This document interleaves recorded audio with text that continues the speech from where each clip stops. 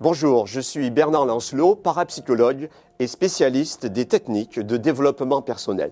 Vous avez été très nombreux à me laisser des commentaires suite à la publication de la première vidéo. J'en suis vraiment ravi. On est tous en train de les lire avec mon équipe et je vais en tenir compte pour la suite. Aujourd'hui, je vais vous révéler un moyen efficace pour obtenir la confiance en vous-même et réussir votre vie, à la fois sur le plan matériel et aussi sur le plan spirituel. Ce que je vais vous révéler ici a changé ma vie. Mais tout d'abord, je précise que cette vidéo est en fait la deuxième de la série. Si vous n'avez pas encore vu la première vidéo, je vous invite à la regarder en cliquant sur le lien qui se trouve à la gauche de cette page. Dans cette première vidéo, je vous explique que les personnes qui réussissent dans la vie ne sont guère différentes des autres. Derrière leur réussite se cache l'application de certains principes psychologiques ou de certaines lois universelles. Vous pouvez, vous aussi, prendre le contrôle des événements de votre vie en appliquant ces mêmes lois. Dans cette deuxième vidéo, je vous explique comment vous devez vous y prendre. Contrairement à ce qu'on nous dit, il ne suffit pas de visualiser une situation pour qu'aussitôt celle-ci apparaisse comme par magie. Je m'élève contre tous ceux qui prétendent que la visualisation est une technique magique. Ils donnent de faux espoirs. Si c'était aussi simple, eh bien, n'importe qui pourrait y arriver. Je veux vous éviter d'emprunter un chemin qui conduit à nulle part. La visualisation est certes une technique valable, mais elle constitue un simple maillon dans une chaîne de techniques initiatiques. Autrement dit, il y a quelque chose qui doit la précéder et quelque chose aussi qui doit la suivre. Elle doit être pratiquée également dans un état de conscience particulier que nous appelons l'état alpha, afin de pouvoir atteindre votre subconscient. Je vais bientôt vous expliquer cela en détail. Il existe essentiellement 3 méthodes pour obtenir ce que vous désirez dans la vie. Je vous offre ici la meilleure des 3.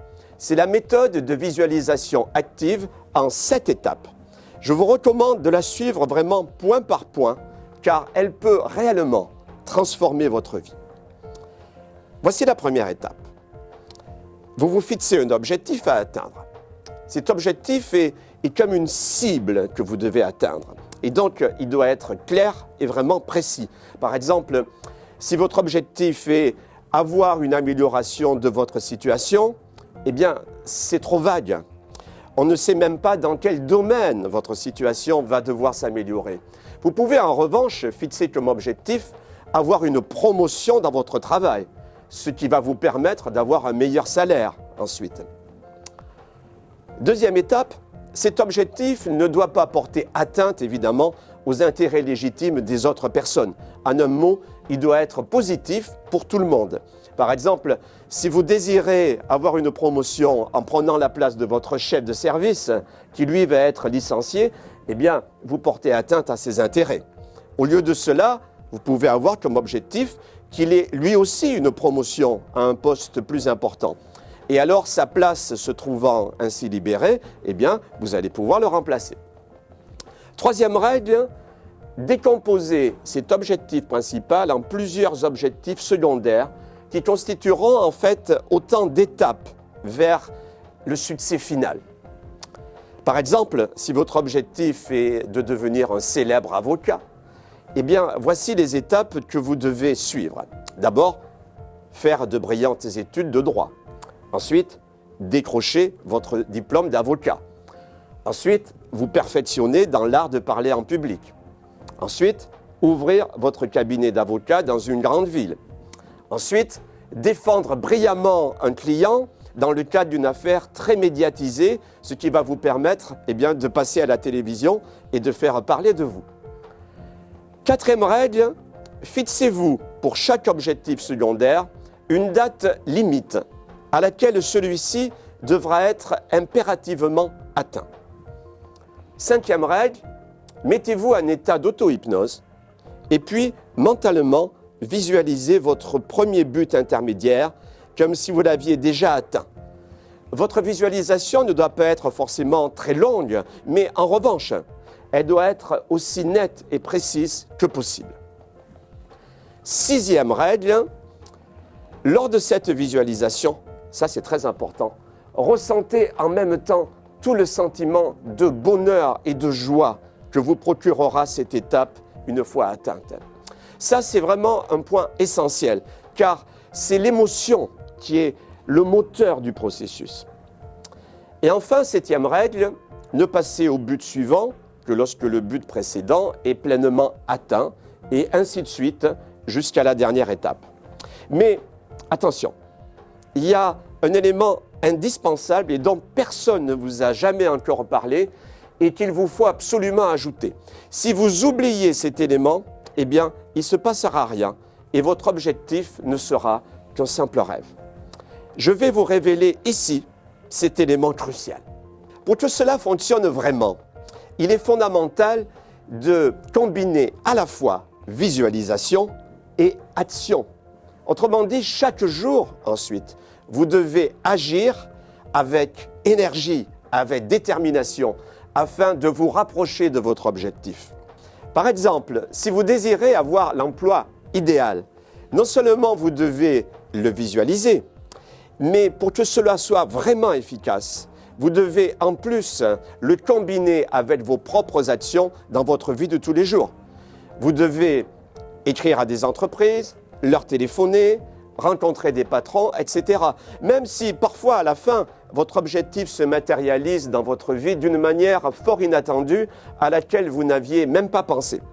Mais si vous restez en train de vous prélasser dans votre fauteuil devant la télévision tout en buvant de la bière, eh bien, ne pensez pas alors que soudain, quelqu'un va frapper à votre porte et vous présenter une offre d'emploi.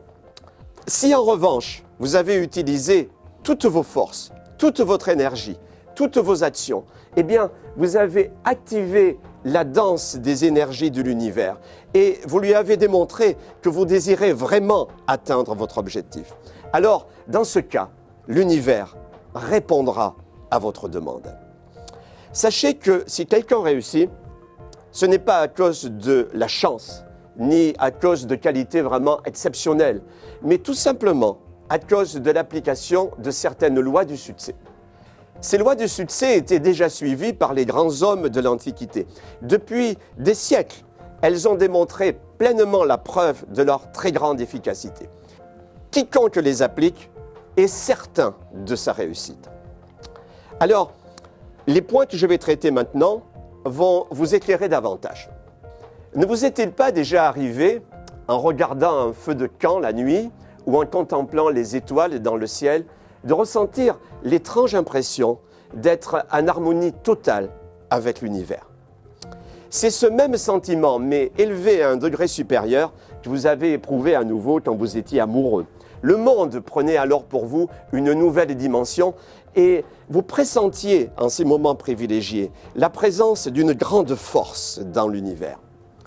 Lors d'une conférence qu'il donna en 1944, le physicien Max Planck déclara ceci: « Ayant consacré toute ma vie à la science la plus rationnelle qui soit, l'étude de la matière, je peux vous dire au moins ceci à la suite de mes recherches sur l'atome. La matière comme telle n'existe pas. Toute matière n'existe qu'en vertu d'une force qui fait vibrer les particules et maintient ce minuscule système solaire qui est l'atome. Nous pouvons supposer sous cette force l'existence d'un esprit intelligent conscient. Cet esprit est la matrice de toute matière. » Étonnant, cette citation de la part d'un très grand physicien. Et alors, cette force a reçu différents noms dans le passé. Certains l'appellent le grand architecte de l'univers, d'autres l'appellent conscience cosmique. Mais quel que soit le nom qu'on lui donne, il est possible à l'homme de se mettre en harmonie avec cette intelligence suprême. Il peut alors modifier la réalité dans laquelle il vit et créer lui-même la cause de certains événements. Au cours des siècles passés, les moyens de contacter cette force étaient enseignés par les sciences occultes. Ainsi, les adeptes de l'occultisme étaient en possession de techniques secrètes, les faisant passer auprès des ignorants comme des magiciens. Nombreux sont d'ailleurs ceux qui, dans le passé, ont brûlé sur le bûcher sous prétexte de sorcellerie. Mais en réalité, les phénomènes étranges qu'ils provoquaient n'avaient absolument rien de surnaturel et résultaient simplement de l'application de certaines lois cosmiques ou de pouvoirs mentaux. Dans un instant, je vais vous parler de ce monde fascinant qui est en vous. Mais pour l'instant, j'aimerais que vous réfléchissiez un instant au point suivant. Les atomes qui forment les molécules ne sont pas vraiment des solides avec des électrons en orbite. Ils ne ressemblent à rien de ce que nous connaissons. Les atomes sont des champs d'énergie constitués en grande partie d'espaces vides. Donc, ce que nous voyons du monde est une reconstitution de notre esprit à partir d'un traitement de l'information en provenance de nos sens. La matière est sans substance. Le monde perçu par nos sens est une simple illusion. Le réel se situe au-delà des phénomènes. Il constitue une réalité supérieure qui est en dehors à la fois de l'espace et du temps. Ça, lorsque on y pense, ça nous fait vraiment réfléchir. Maintenant, je vais vous parler de ce monde fascinant qui est en vous. Vous avez sûrement entendu parler des expériences de parapsychologie conduites par un groupe de chercheurs à l'université de Toulouse. De nombreuses recherches ont également été conduites dans des laboratoires tant aux États-Unis qu'en Russie. Toutes ces études ont prouvé qu'il y a en l'homme une force qui n'est pas soumise aux lois de la physique. Elles ont aussi prouvé que les facultés psychiques ne sont pas des dons détenus par des privilégiés, mais qu'elles existent vraiment à l'état latent en chacun de nous. Et vous allez vous en rendre compte par vous-même lorsque vous prendrez connaissance des techniques qui président à leur manifestation. En réalité, je peux affirmer que si ces facultés ne s'expriment pas chez tout le monde, c'est tout simplement parce que notre éducation ne nous a pas permis de les développer. L'enseignement que nous recevons à l'école vise uniquement à développer la partie consciente de notre esprit et néglige totalement l'autre dimension, la dimension subconsciente. Et pourtant, souvenez-vous, dans le passé, vous avez déjà dû utiliser votre pouvoir mental dans certaines occasions et sans vraiment le chercher. Par exemple, en faisant un rêve prémonitoire, ou au cours d'une conversation en devinant par télépathie ce que l'autre personne allait dire. Ce genre de choses est étudié par la parapsychologie et ça nous arrive à tous un jour ou l'autre dans notre vie. Lorsqu'on connaît le mode d'emploi de notre cerveau, eh bien, il est possible alors de reproduire tout cela, mais volontairement. Sachez également que vous ne pouvez pas effectuer une démarche valable de développement personnel en négligeant vos facultés intérieures. Ce serait vous couper d'une partie de vous-même. Comme il est dit dans un des yogas supérieurs, le Bhoja Yoga, la connaissance sans le pouvoir n'est qu'une plaisanterie. Je vais vous expliquer maintenant quels sont les avantages que vous pouvez retirer de tout ça. Mais une chose, n'oubliez jamais que le développement des facultés psychiques s'inscrit dans le cadre d'une démarche plus globale d'éveil spirituel. Notre but véritable, c'est de vous engager sur le chemin de l'initiation, de libérer votre être et de vous permettre de maîtriser votre vie. Alors, voici comment. La première étape, d'abord, c'est de développer une puissante confiance en vous-même. Les hommes de tout temps ont désiré développer leur potentiel, mais en même temps, la majorité de leur énergie psychique est consacrée à leur protection. Mais plus on se protège sur le plan émotif, eh bien, moins on peut utiliser ensuite nos pouvoirs psychiques pour évoluer. En effet, cette protection consomme une quantité très importante de votre énergie psychique. Donc, établir un sentiment de confiance en soi et de sécurité sur le plan personnel, eh bien ça constitue la première étape, l'étape essentielle à toute évolution et changement dans votre vie. Cela va provoquer alors une amélioration de votre puissance à tous les niveaux, ce qui va vous fournir les ressources nécessaires pour la suite. Vous devenez alors un leader, une personne à qui on demande conseil. Vous devenez même un exemple pour votre famille et vos enfants. Si parfois, vous savez, vous n'osez pas agir, si parfois vous vous sentez paralysé par la peur ou le jugement des autres, alors sachez que vous n'êtes pas le seul dans ce cas. 8 personnes sur 10 avouent manquer de confiance en elles-mêmes. En effet, la confiance en soi n'est jamais acquise dès la naissance. C'est quelque chose qui se développe. La deuxième étape consiste à obtenir la réussite sur tous les plans, y compris le plan matériel. En effet, il sera toujours difficile pour une personne qui est dans le besoin, qui est sans travail, de vivre une vie spirituelle et de s'épanouir. L'argent sera pour cette personne un vrai problème, un frein pour maîtriser sa vie. Donc, obtenir la réussite matérielle et être financièrement à l'abri du besoin, eh bien, ça vous donne ensuite un sentiment de sécurité. C'est la façon la plus sûre de transformer votre vie. Vous pouvez enfin réaliser vos rêves et vous vous rendez compte que votre entourage familier est plus heureux. Et cela vous aide à avoir l'esprit libre et à vous consacrer ensuite à la recherche spirituelle et au perfectionnement de votre être. Il y a donc un lien certain entre la réussite matérielle et la réalisation de soi. Voilà pourquoi nous apprenons à nos membres à maîtriser leur vie sur tous les plans, y compris donc sur le plan matériel. Souvent, je le dis, une technique qui vous aide à avancer spirituellement doit pouvoir aussi vous aider à avancer sur le plan matériel. Vous savez, si une méthode n'est pas capable de vous aider à réussir sur le plan matériel, cela signifie également que cette méthode n'est pas capable non plus de vous aider sur le plan spirituel. L'étape suivante consiste à transformer votre personnalité. Alors, imaginez que vos rêves deviennent soudain réalité, que vous ayez en toutes circonstances une personnalité forte et sympathique, que vous deveniez un leader admiré et respecté, une personne qui attire et dont on recherche la présence, que vous connaissiez toujours un état de sérénité et de paix intérieure. Si vous êtes comme moi auparavant, vous trouvez sûrement cela trop beau pour être vrai. Et pourtant, pour avoir vécu moi-même cette transformation, je peux vous affirmer qu'il vous est parfaitement possible de devenir la personne que vous avez toujours rêvé d'être. Alors comment faire? Eh bien tout simplement en agissant sur votre subconscient. Et c'est ce que vous permettra l'apprentissage de l'hypnose. En effet, les récentes découvertes de la psychologie prouvent que c'est votre subconscient qui est vraiment la clé de votre réussite. C'est là où se trouve votre identité et vos programmes de comportement. Donc, si vous savez comment agir sur votre subconscient, eh bien alors vous devenez capable de transformer votre personnalité. Ensuite, cela va avoir des conséquences sur votre état de santé et votre santé va s'améliorer. Depuis toujours, l'être humain cherche le moyen de vivre plus longtemps et à bonne santé. La médecine classique a d'ailleurs accompli des progrès considérables et grâce à elle, de nombreuses maladies ont été vaincues.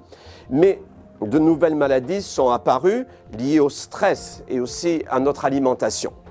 Si la médecine officielle traite uniquement le corps physique, la médecine occulte, elle, prend en considération l'ensemble de l'être humain avec son corps énergie et son corps mental. Sachez par exemple que le corps énergie est souvent affecté plusieurs semaines avant le corps physique. Donc en agissant au niveau de votre corps énergie, vous saurez comment détecter un trouble et le traiter avant que celui-ci n'atteigne votre corps de chair. S'il s'agit d'une maladie déjà chronique, vous pourrez par ces mêmes méthodes obtenir une amélioration ou même la guérison en agissant sur la cause réelle de la maladie, le déséquilibre énergétique. Certains, vous savez, dépensent des milliers d'euros en livres, en thérapie, en soins énergétiques, séances de coaching pour tenter d'obtenir ces résultats. Et alors aussi, vous allez avoir de la chance. Beaucoup de personnes se plaignent de ne pas avoir de chance dans la vie. Et il est vrai que parfois le mauvais sort semble s'acharner sur certains individus. Mais en réalité, il n'y a pas de hasard dans la vie. La chance obéit aussi à des lois. Les personnes qui pensent ne pas avoir de chance, eh bien, sont celles qui, dans leur ignorance, ne savaient pas utiliser ces lois, ou pire encore, les utilisent contre elles-mêmes sans le faire exprès. Pourtant, je vous assure, vous pouvez être maître de votre destin et atteindre facilement tous vos objectifs.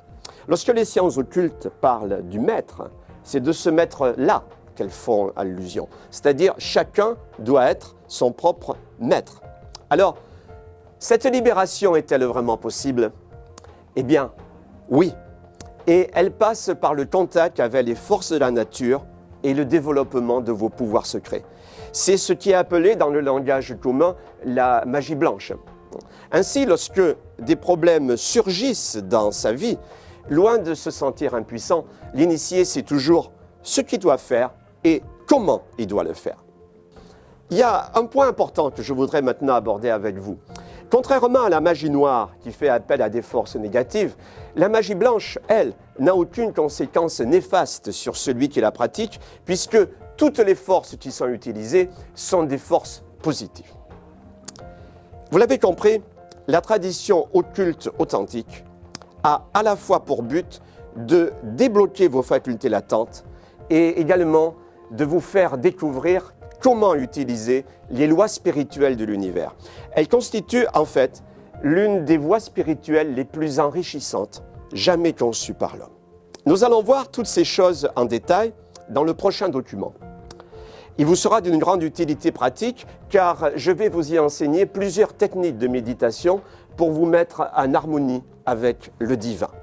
Nous verrons aussi quelles sont les 7 erreurs que vous ne devez surtout pas commettre si vous voulez vraiment réussir. Mais il ne suffit pas de souhaiter vaguement changer de vie. La seule façon vraiment efficace de changer de vie, c'est d'en prendre véritablement la décision. C'est pourquoi je vous demande de répondre maintenant dans les commentaires ci-dessous à ces questions toutes simples. Première question, est-ce que vous identifiez bien vos objectifs dans votre vie? Deuxième question, quelle serait votre vie si tous vos rêves se réalisaient? Et troisième question, avez-vous des besoins qui vous sont spécifiques? Je vous dis maintenant à très bientôt pour la prochaine vidéo.